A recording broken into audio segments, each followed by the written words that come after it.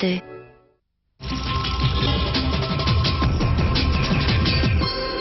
Bonsoir à tous, merci de votre attention. Voici les titres de l'actualité de ce jeudi. Le ravisseur présumé de la petite Aurélia et sa compagne sont passés aux aveux. Ils ont reconnu avoir abusé de la fillette.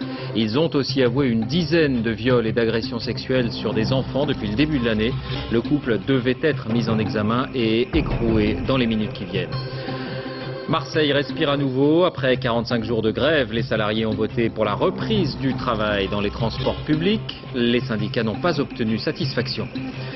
Un rapport sur le fléau sous-estimé de l'alcoolisme. Il ferait 23 000 victimes directes par an et 2 millions de personnes seraient en état de dépendance. Son auteur, le journaliste Hervé Chabalier, préconise notamment des avertissements sanitaires sur chaque bouteille.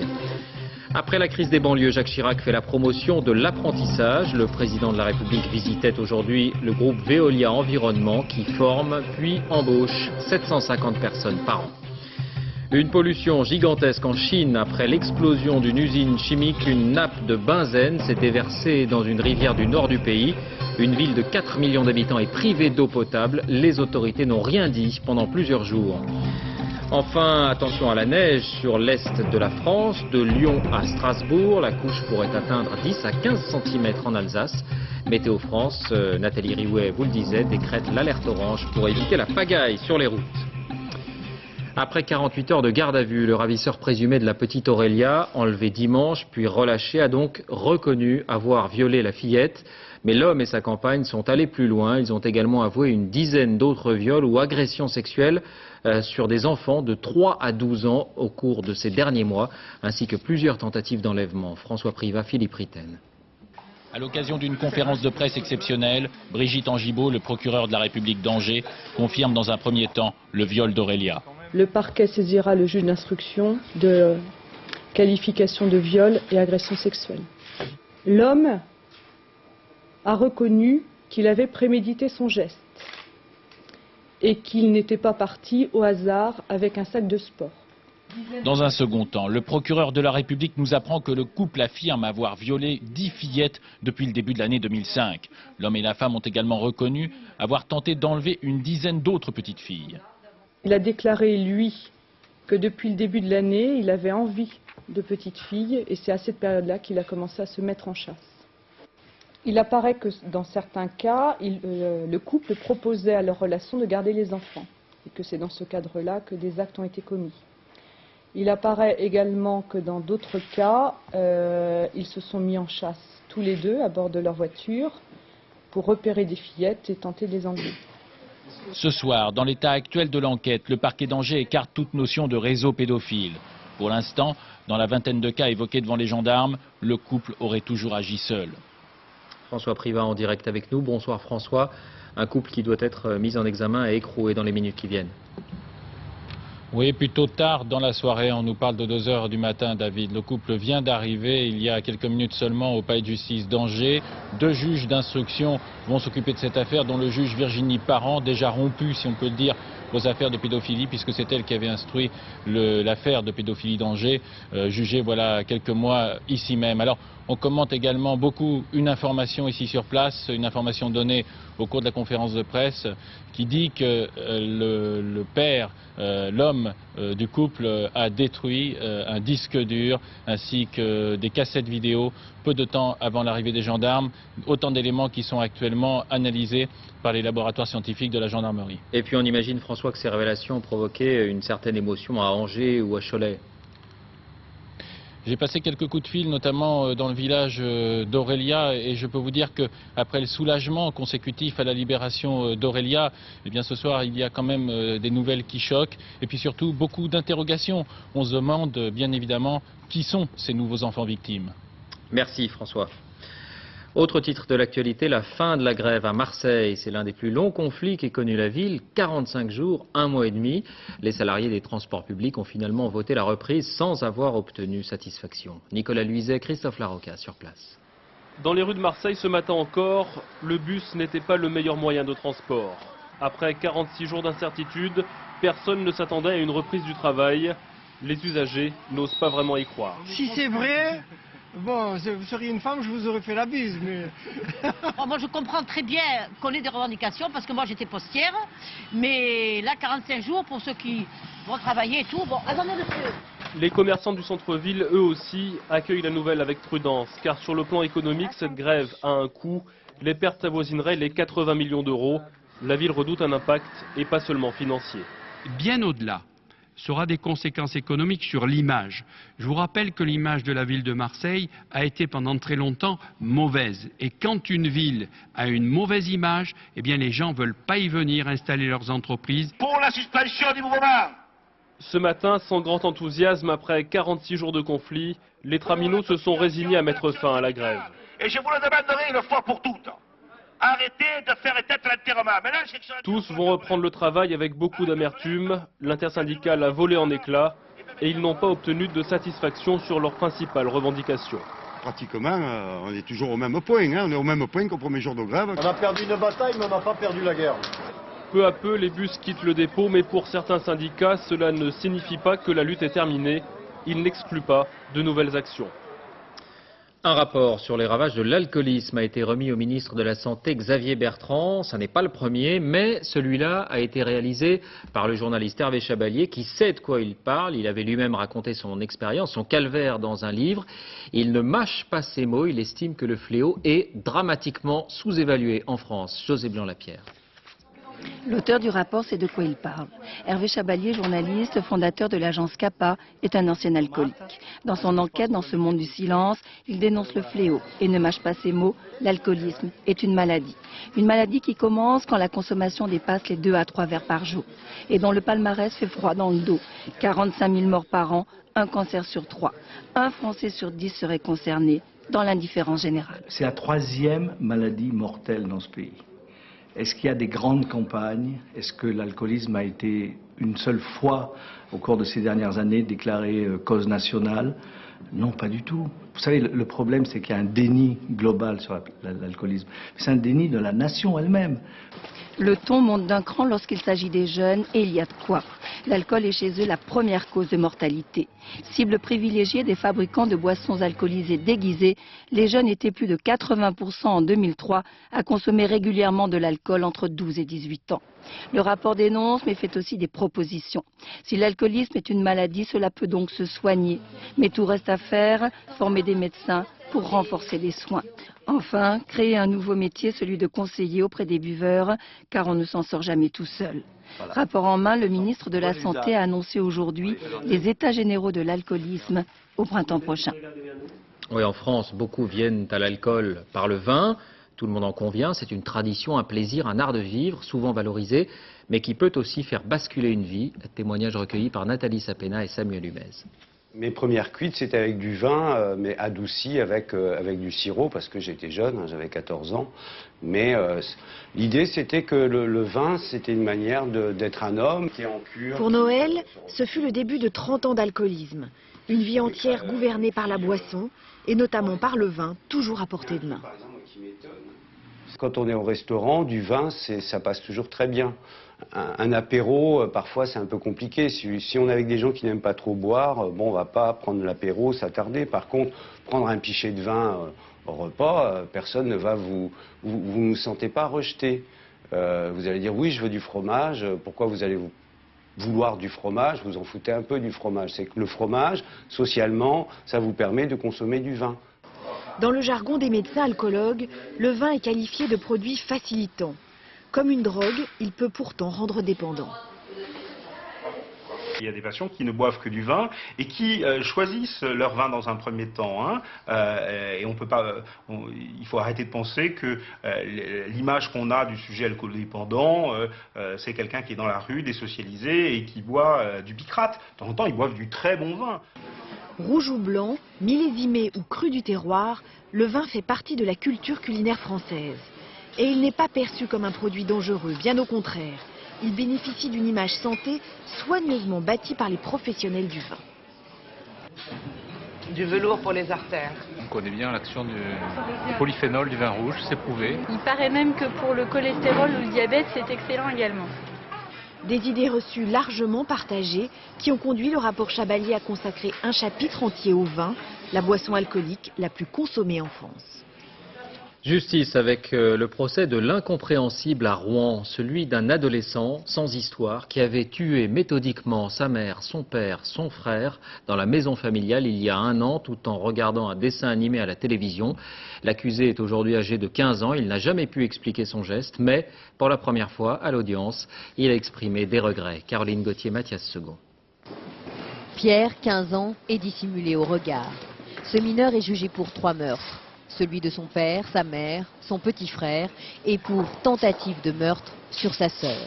Une audience à huis clos pour une confrontation douloureuse. On a tous la gorge serrée. C'est extrêmement difficile. C'est un moment très dur parce que pour un certain nombre, ils ne l'ont pas revu depuis les faits. Au domicile de la famille de Pierre, les gendarmes découvrent un massacre le 27 octobre 2004. Le jeune garçon a abattu ses parents et son frère avec un fusil de chasse. Sa sœur, 11 ans, est la seule rescapée de la tuerie. L'adolescent aurait tué avec froideur et détermination.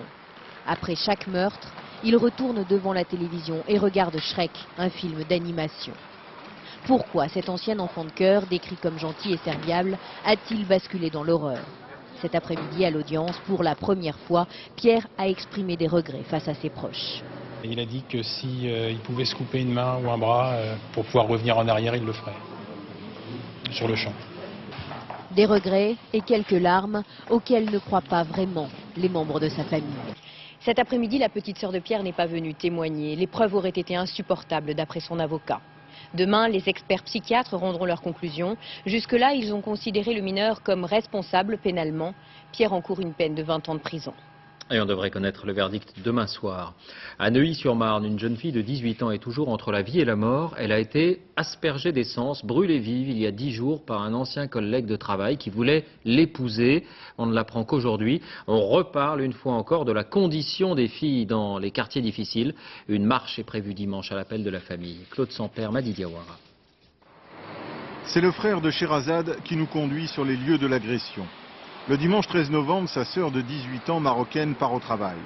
Vers 9 h du matin, un jeune homme pakistanais s'arrête à sa hauteur, l'asperge d'essence et allume le feu. Il a ramené de l'essence, il l'a jeté sur Sherazade, après il l'a brûlé. Je ne m'attendais pas que ça peut arriver à ma sœur. Je ne m'attendais pas. Et la façon de brûler quelqu'un vivant, on a dépassé la limite de punition, la limite de la violence. On a dépassé la limite de la violence. Ça, il n'y a pas plus. Hein. Quand on brûle quelqu'un vivant, c'est inhumain. Aujourd'hui, 11 jours après l'agression, Sherazade, brûlée à 60%, est toujours placée en soins intensifs.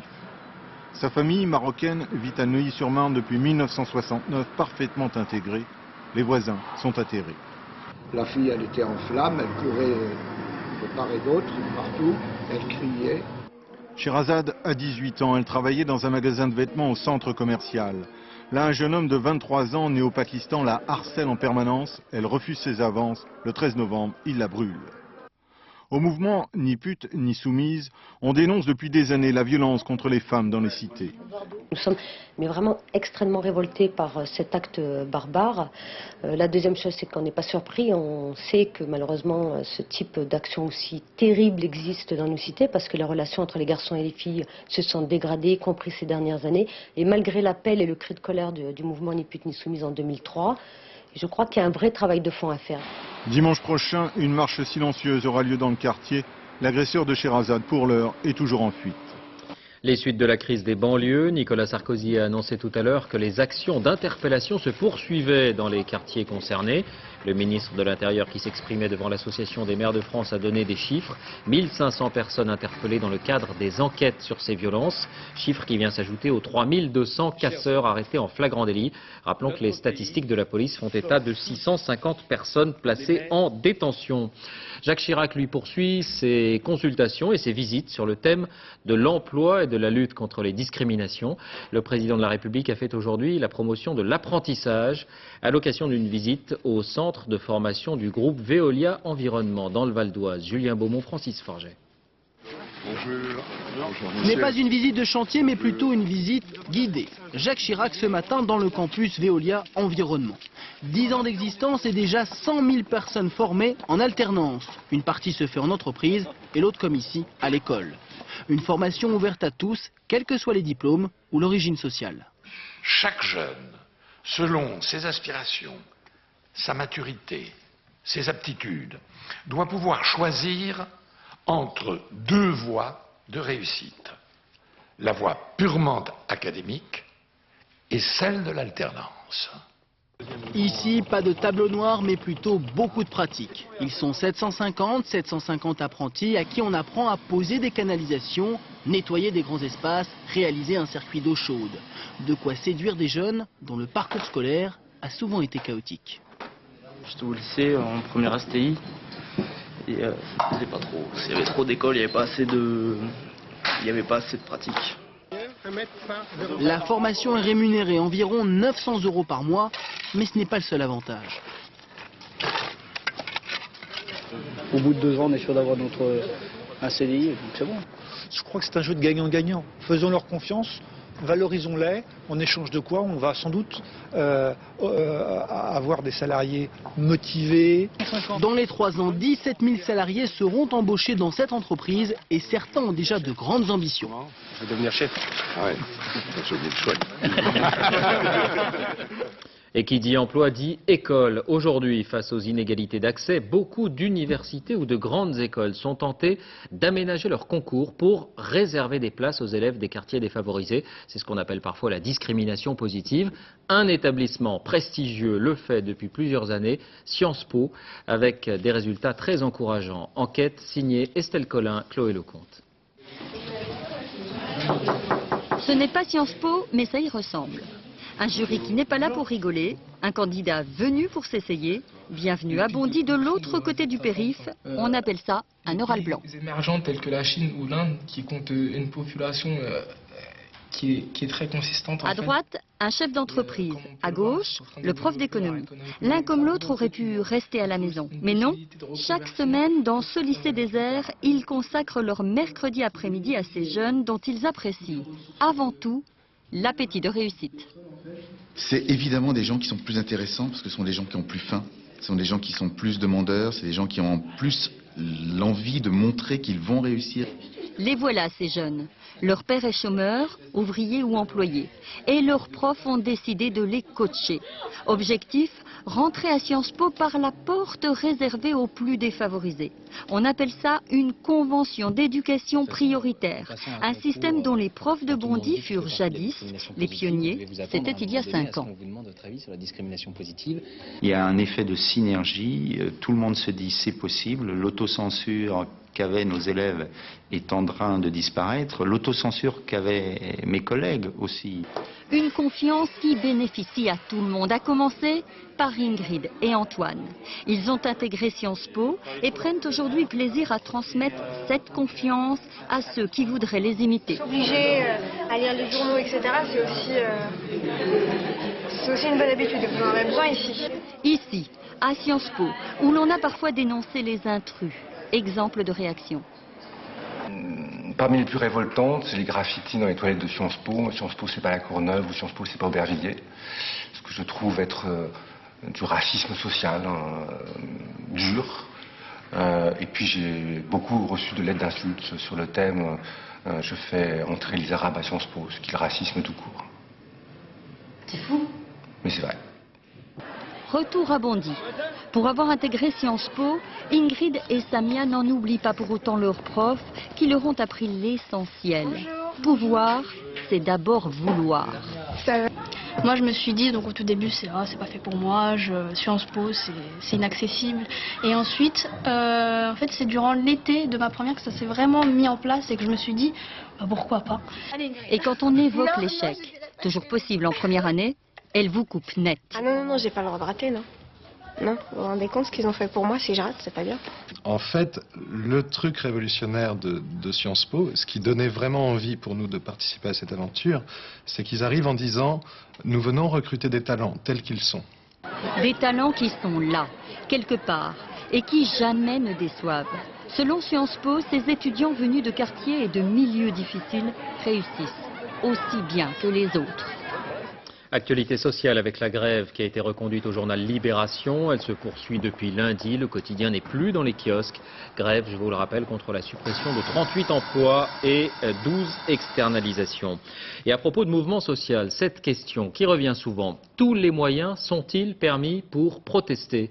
Aujourd'hui, un procès s'est ouvert à Auxerre, celui de 9 militants écologistes, dont 2 navigateurs célèbres, qui avaient occupé pendant 2 jours le château du PDG de Total après le naufrage de l'Erika et l'explosion de l'usine AZF. Ils avaient démonté une trentaine de fenêtres, une douzaine de portes et débouché aussi quelques bouteilles dans la cave.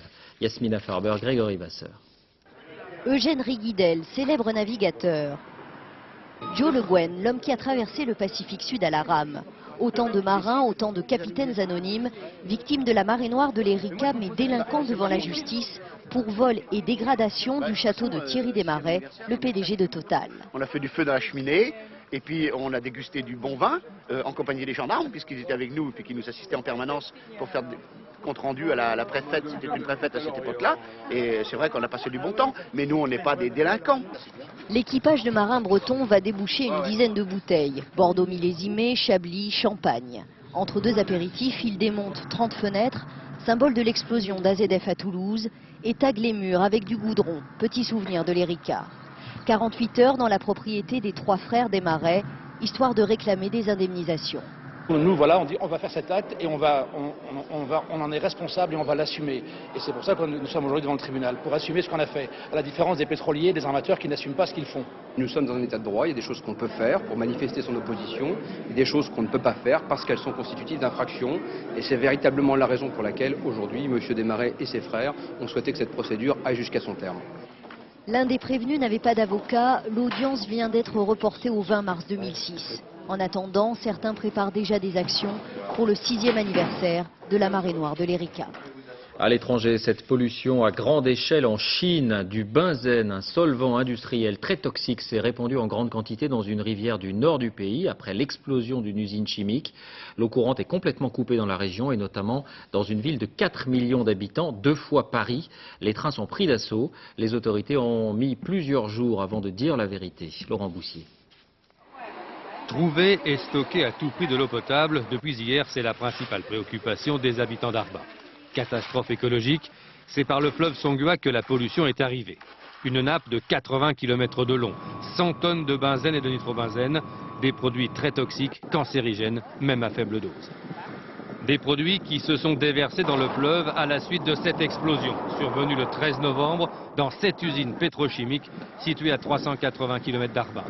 L'incident a fait au moins 5 morts, des milliers de personnes ont été évacuées à cause des gaz toxiques et surtout le fleuve Songhua a été gravement pollué. D'après les derniers rapports dont nous disposons, la dose de nitrobenzène dans l'eau est plus de 10 fois supérieure à la normale. Une pollution majeure, mais que les autorités ont mis près de 10 jours à reconnaître, les 4 millions d'habitants d'Arba n'ayant été officiellement informés qu'hier. J'ai appris ce matin que la pollution était arrivée dans la ville. J'ai voulu venir voir, mais les journaux disent que tout sera passé dans 40 heures. Depuis, l'eau courante a été coupée pour au moins 4 jours et l'armée mobilisée pour acheminer bouteilles et bonbonnes d'eau minérale. La nappe de pollution se dirige maintenant vers la frontière russe et le fleuve Amour. Une pollution qui pourrait durer plusieurs mois. Une partie des produits toxiques pris dans les glaces n'en seront libérés qu'au printemps prochain. En bref, pas un jour sans attentat en Irak. Ce matin, un kamikaze a fait exploser son véhicule bourré d'explosifs devant cet hôpital de Bagdad, visité à ce moment-là par des soldats américains. Bilan, 30 morts au moins. En France, le débat sur la nouvelle loi antiterroriste se poursuit à l'Assemblée. Depuis plusieurs mois, les autorités répètent que la menace est bien réelle. Mais quelle menace au juste? Eh bien, elle a un nom. Le GSPC, un groupe salafiste algérien lié à Al-Qaïda et dont les ramifications ont atteint la France. Explication, enquête, Amaury Guibert, Jean-François Renaud. Une cellule islamiste démantelée en région parisienne, c'était fin septembre. Les enquêteurs ont alors la conviction qu'elle agit au nom du GSPC, le groupe salafiste pour la prédication et le combat. Un groupe algérien bien connu des services. Quelques jours plus tôt, ils ont intercepté un communiqué inquiétant. Nous l'avons retrouvé, il s'agit d'une déclaration de l'émir du groupe.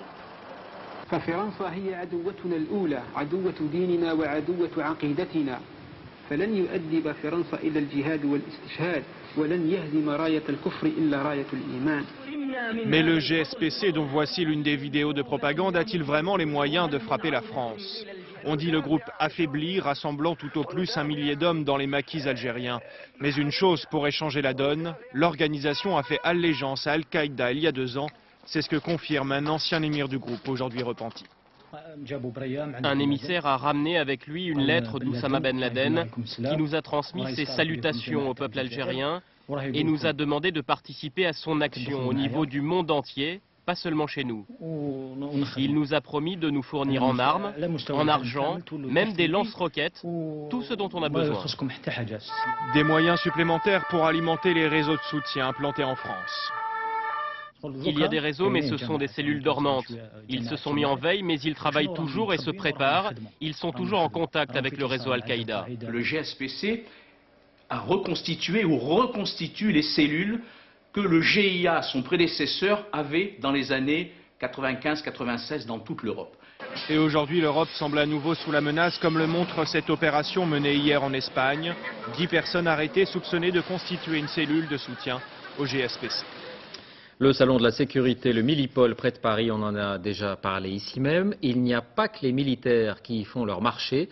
L'une de nos équipes a suivi le directeur du Stade de France, Franck Genozo, David Fossard. C'est un site sensible, comme les aéroports ou les gares. Le Stade de France. 1,5 million de personnes passent par ici chaque année. Une fréquentation qui oblige à l'excellence en matière de sécurité. Il y a un dispositif humain qui est un dispositif important, qui est mis en place à chaque fois. C'est une sécurité qui se voit. Et puis il y a toute une sécurité qui se voit beaucoup moins, mais qui est tout aussi importante, qui en général s'appuie sur des technologies modernes. Exemple avec cet objet qui a tout d'un lampadaire, mais c'est une caméra de surveillance. Une des trouvailles de Pascal Simonin lors d'un précédent salon Milipol. On les a très vite mis en place parce que ça nous a apporté un plus rapide, notamment en matière de visibilité la nuit. Comme tous les 2 ans, direction le salon. Sur chaque billet vendu au stade, 3 € servent à la sécurité.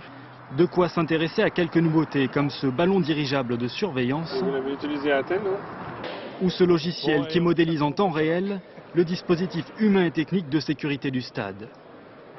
On est un petit peu comme dans un jeu vidéo, donc c'est extrêmement simple pour nous, avec en plus une notion de traçabilité qui est très importante. C'est-à-dire qu'à la limite, dès qu'il se passe quelque chose, c'est enregistré, c'est codifié. Mais tous les gadgets ne sont pas bons à prendre. Ce robot surveillera les stades lors de la Coupe du Monde l'an prochain en Allemagne. Mais il n'a pas tout à fait convaincu. Bon, je vois pas un intérêt immédiat, quoi. Mais bon, ça peut évoluer. Qu'importe, l'important était de glaner quelques bonnes idées que l'on retrouvera peut-être un jour dans le plus grand stade de France. Une alerte de vigilance orange de Météo France. Attention donc si vous habitez l'est du pays, de Lyon à Strasbourg, en passant par la Savoie, l'Isère, la Bourgogne. On attend de fortes chutes de neige, jusqu'à 15 cm en plaine en Alsace. Frédéric Crotta, Christine Boss. Les grandes manœuvres ont commencé. Afin de pouvoir contrer les premières offensives hivernales, les services de l'équipement, en particulier dans l'est de la France, sont sur le pied de guerre. Vigilance maximum. Dès les premiers symptômes de neige, les patrouilleurs vont intervenir pour donner l'alerte. Et puis on a 400 agents sur le territoire qui vont être prêts à se déployer rapidement. Et comme vous voyez derrière nous, tous les camions sont prêts, sont chargés et on va pouvoir intervenir rapidement. Dès les premiers flocons, annoncés pour la nuit prochaine, les principaux axes routiers seront salés. Vigilance orange dans un grand nombre de départements de l'Est et du Sud-Est, avec des précipitations relativement importantes. Ça veut dire des chutes de neige pour les départements en orange de l'ordre de 10 à 15 cm d'ici demain en journée, quoi. À cela s'ajoute pour la même zone des risques de congères. Face à ce type de climat, l'impréparation peut conduire au cauchemar. Souvenez-vous, c'est ce qui s'était passé à l'hiver 99 en région parisienne. Même les autoroutes avaient été rendues impraticables. L'Est de la France, comme ici la région de Besançon, est de fait mieux préparée. Comme chaque année, les services publics chargés des routes sont dans les starting blocks avant tout le monde. C'est toujours un événement à cette période de l'année, dans le Var. Le premier marché aux truffes s'est tenu à Ops. Qui a parlé de crise? La truffe s'est vendue plus de 400 € le kilo pour les particuliers, plus de 2500 francs. Sophie Rodier. 250 € et pas un centime de moins. C'est à ce prix que le grossiste Paul Lambert a cédé sa récolte de truffes. Moi, il y a un courtier qui m'a donné 200. Un chuchotement, un regard. Au marché à la truffe d'Aubs, les transactions se déroulent dans le plus grand secret. En quelques minutes, 25 kilos du précieux champignon ont changé de main. À l'extérieur, c'est le marché au détail. Tout le monde peut y accéder, mais à condition d'avoir les moyens. Nous, on a acheté à 400. 250, on n'a pas vu, hein. On a fait tout le tour. Si les prix grimpent aussi haut, c'est que d'après les connaisseurs, la truffe d'Aubs a une saveur sans équivalent. Elle pousse dans les pierres, dans la colline, dans le mauvais, et le soufre, et la truffe est beaucoup plus odorée. Ce matin, le marché d'Aubs ouvrait pour la première fois. Ce cérémonial se reproduira tous les jeudis jusqu'à la fin de l'hiver. La truffe ou le foie gras, des spécialités qu'un chef français installé à New York a eu l'idée d'accommoder à la sauce américaine pour assurer leur promotion. Résultat, un hamburger au foie gras truffé. Un peu plus cher quand même que l'ordinaire, il faut quand même compter 120 €, mais c'est un succès. Alain Chalvron, Aaron Diamond sur place. Il est la coqueluche des médias américains, un des Français les plus connus aux États-Unis, Daniel Boulud, le chef étoilé de New York, célèbre pour avoir créé le hamburger le plus cher du monde, 120 $. C'est tout de même un burger super royal. Oui, c'est vrai, ça n'est pas vraiment un McDo. J'ai voulu faire quand même un hamburger qui s'élevait au niveau de la gastronomie. Le secret, il est dedans, mais je ne vais pas vous le dire. Quel est le secret? Difficile en réalité de garder un secret quand on en est si fier. Daniel Boulud ne va pas tarder à s'ouvrir. Un pavé de bœuf braisé au vin rouge, avec du foie gras dedans, de la truffe et des légumes, et qui est enveloppé à l'intérieur. Le secret, c'est aussi la cuisson. 8 à 10 minutes à la poêle, puis au four. On laisse reposer, on recuit, et on en arrive au stade final. Dans le hamburger, 50% du succès, c'est aussi dans un très bon pain. Pas de ketchup, bien sûr, mais de la tomate confite, de la tomate pelée. Et le secret des secrets, l'or noir du Périgord, la truffe à 2000 $ le kilo. Ils sont super bien pour des premières truffes. Elles goûtent vraiment très bien.